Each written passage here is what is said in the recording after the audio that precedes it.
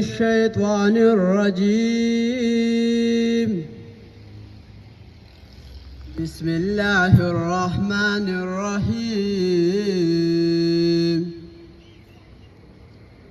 قل أعوذ برب الناس، ملك الناس،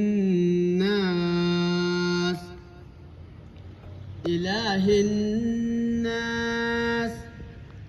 من شر الوسواس الخناس الذي يوسوس في صدور الناس